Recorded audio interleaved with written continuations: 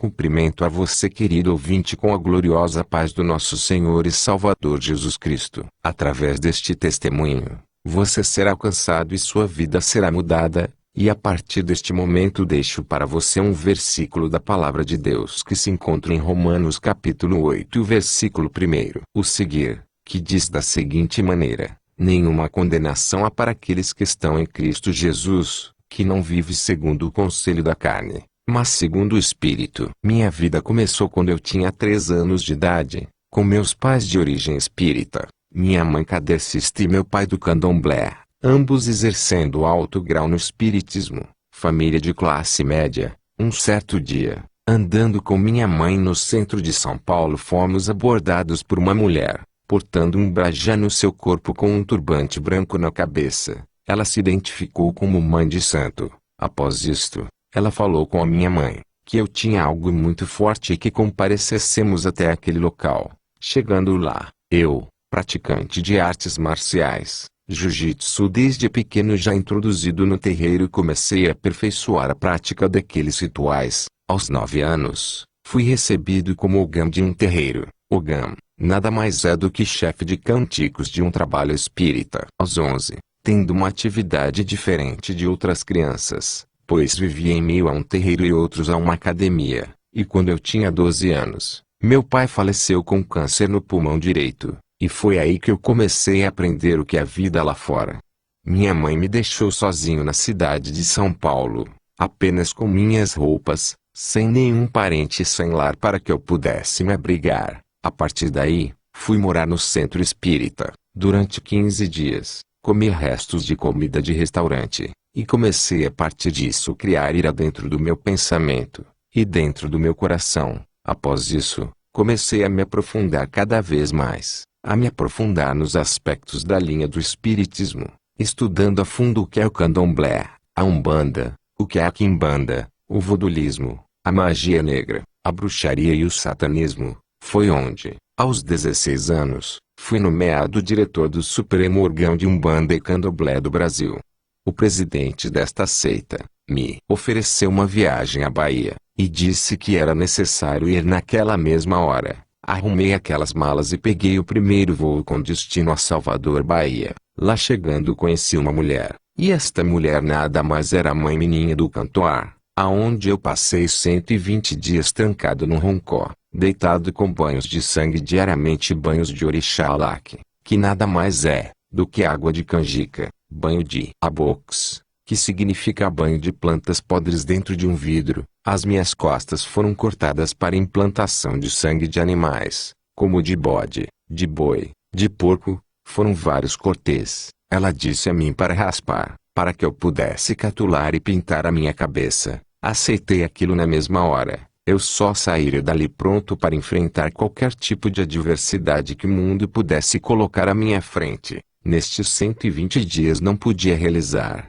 não podia levantar, nem ir ao banheiro. Todas as necessidades fisiológicas eram realizadas naquele quartinho 4x2. Os vermes orgânicos daquelas oferendas postas sobre a minha cabeça, e no meu corpo também. Ao completar os 120 dias, levantei para ser um babalorixá, um pai de santo.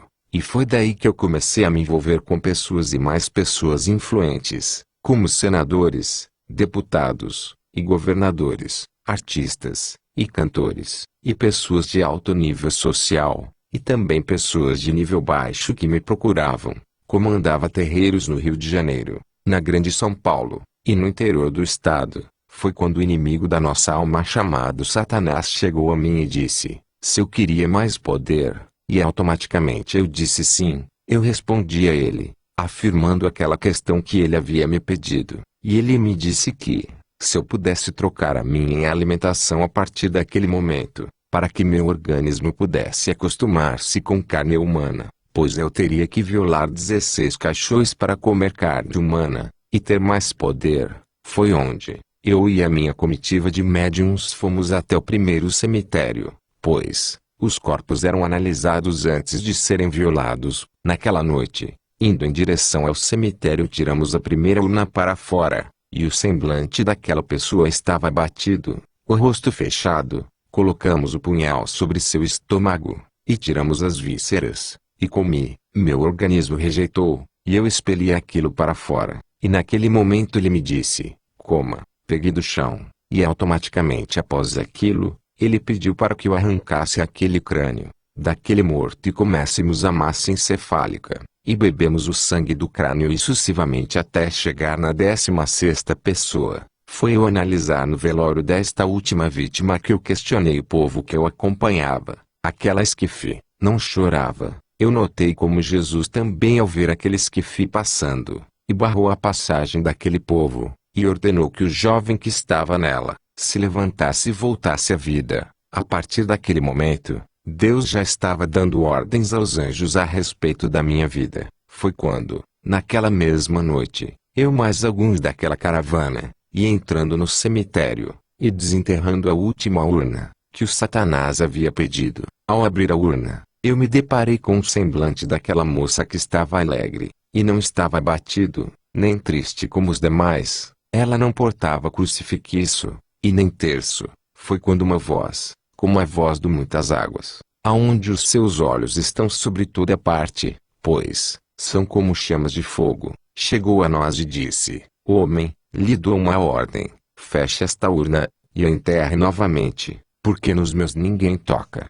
Era uma voz diferente, uma voz que trazia temor e tremor, pois a voz de Satanás traz consigo medo e pânico, pois o próprio Jesus disse, eu vim para que tenham vida, e vida com abundância. Após isto, ao enterrarmos, saímos correndo do cemitério, mas no dia seguinte, a curiosidade falou mais alto. Voltei ao cemitério pela manhã, e vi uma placa pequena naquele jazigo, escrito, o Senhor é o meu pastor, e nada me faltará. Deus ele guarda até os restos mortais daqueles que o invocam, e o temem, e os livra de todo o mal. Comecei então a pensar na vida. Fui convidado a participar de um congresso mundial de feitiçaria e bruxaria em Goiânia. Naquele teatro, um africano trazia em suas mãos um vidro preto, e tirando de dentro desse pequeno vidro um feto, e este feto andou e falou no palco. Em segundo lugar, um tailandês que fez chover o fogo no palco, e em terceiro um chinês fez a sua imagem ser refletida em vários fragmentos de um espelho quebrado, e eu fui nomeado quarto ex-bruxo do mundo, pois mostrando uma maquete da cidade de Goiânia. Durante 45 minutos a cidade ficou em blackout, e somente aquele palco tinha luz. Fui declarado nesta convenção como sexto ex-feiticeiro do Brasil, mediante muitos que haviam naquele lugar. Voltei para São Paulo. A minha vida começou cada vez mais a ser perseguida e influenciada por Satanás, e diariamente acendia velas e mais velas para caboclos, exos, baianos e outras entidades, que pelas quais eram principados que haviam naquele lugar. Cuidava de 126 imagens. Mas o salmista Davi disse, no Salmo 115 a partir do verso 2 a seguir, que tem olhos, mas não veem, tem boca, mas não falam, tem nariz, mas não cheiram, tem mãos, mas não apalpam, nem som algum, sai da sua garganta, tornam-se semelhantes a eles os que o fazem, e neles confiam. Confia, ó Israel, no Senhor, Ele é o teu escudo, é o teu guia, Ele é o que te sustenta e te garante a vitória. Naquele momento, pessoas do Brasil inteiro me procuravam, para fazer práticas de bruxaria, destruir casamentos, destruir famílias, e até mesmo, pedir para tirar vidas, pois, a missão de Satanás, ele só veio para roubar, matar, e destruir, mas Jesus, veio para dar vida, e vida com abundância. A minha alimentação começou a mudar. Eu incorporado bebia de 3 a 5 garrafões de pinga, conhecido como marafa. Em meio aos trabalhos, minha vida diária já não era mais do que ficar e realizar cada vez mais a ele. Já não mais me alimentava de nutrientes e nem alimentos normais, mas sim de sangue, hamsters e pintinhos vivos, passando mais de 60 dias novamente trancado numa sala, me alimentando de ratos e de pintinhos. Tudo o que é banal e desprezível neste mundo, é isto que Satanás faz, com a imagem e semelhança de Deus. Em todos os trabalhos, levitava de 3 a 7 centímetros do chão, e aos findar dos trabalhos daquelas gira no terreiro, eu caía no chão muito debilitado, Foi quando Satanás se dirigiu à minha pessoa e disse: "Você quer que eu abra portas?" Eu disse sim, e aí eu me ingressei na carreira de segurança pessoal, trabalhando com cantores famosos, como Zezé de Camargo e Luciano, Christian e Ralph, Fábio Júnior, e numa das turnês, eu estava no palco acompanhando esta dupla e passei mal. Fui levado ao hospital, Albert Einstein de São Paulo, e foi quando eu acordei num quarto com uma junta médica, olhando para mim, com vários laudos de exames. O médico dirigiu-se a mim e disse, que no raio-x da minha cabeça, acusou uma mancha, e foi elaborada uma tomografia, e esta tomografia ela foi uma tomografia computadorizada, e foi constatado que havia um câncer em estágio 4, e eu teria 3 meses de vida. Ele me deu algumas alternativas como, enfrentar 18 cirurgias, fazer 25 sessões de quimioterapia, ou radioterapia, ou somente aguardar a morte. Disse-me também, que o meu globo ocular havia secado, e eu ficaria cego em breve, e que eu possuía uma enfermidade maligna crescente em meu estômago. O médico brincou comigo, e perguntou se eu tinha um plano, e eu respondi, de saúde doutor. Ele disse, não, funerário, você vai precisar de um. Eu pesava 125 quilos, e fazia 25 sessões de quimioterapia, e cheguei a pesar 40 quilos. Todo o dinheiro que eu ganhava no meio espírita acabou, pois, Satanás ele dá com uma mão, e tira com as duas. Mas, o nosso Deus, ele dá muito mais, vida eterna para sempre. Mas foi daí que eu comecei a questionar um pouco mais de mim. Eu morava numa mansão, e de uma mansão, morando em um quarto de 4 por 2,5, tudo o que eu tinha foi embora. Foi quando levado àquele quintal onde eu estava derramando pouco de água, passou um rapaz trajando um terno preto, e um livro na mão direita. Eu fui ao portão, e ao chegar ao portão, voltou atrás este homem e me disse, você é o Marcos? Eu disse sim. Ele disse ok. Eu vim lhe convidar para você vir comigo a uma reunião, e eu na mesma hora disse sim. Pedi que ele aguardasse, para eu mudar de roupa para nós irmos. Ao entrar naquele quarto, onde eu morava pensei, ele deve ser maçom. Só que Satanás chegou ao meu ouvido e me disse, vai preparado. E eu peguei o brajá, que é uma guia traspassada, e coloquei no meu corpo. E Satanás disse, que não era esta preparação que ele queria. E ele me levou a pegar uma arma que eu portava, pois eu era extremamente violento naquela época. Eu era segurança e andava com uma 7,65 na cintura, uma 44 magro nas costas, uma 12 repetidora, e uma Winchester 15 tiros. Levei a 7,65, mais 2 pentes municiados, e fui com o rapaz para o lugar que combinamos. Só me restava 2 meses de vida, e eu já estava cego. Cheguei à porta daquele templo, e o porteiro 4x2, 4x4, parecia um armário, olhou para mim, e me disse, com a sua mão estendida e o seu rosto com sorriso, a paz do Senhor, pois até então eu não sabia o que era paz, eu não sabia o que era tranquilidade. Ele notou que eu portava uma arma, pois aquele irmão era militar, e tinha experiência nesta área. Fui convidado a sentar na primeira fileira daquela igreja. Eu não queria sentar na primeira,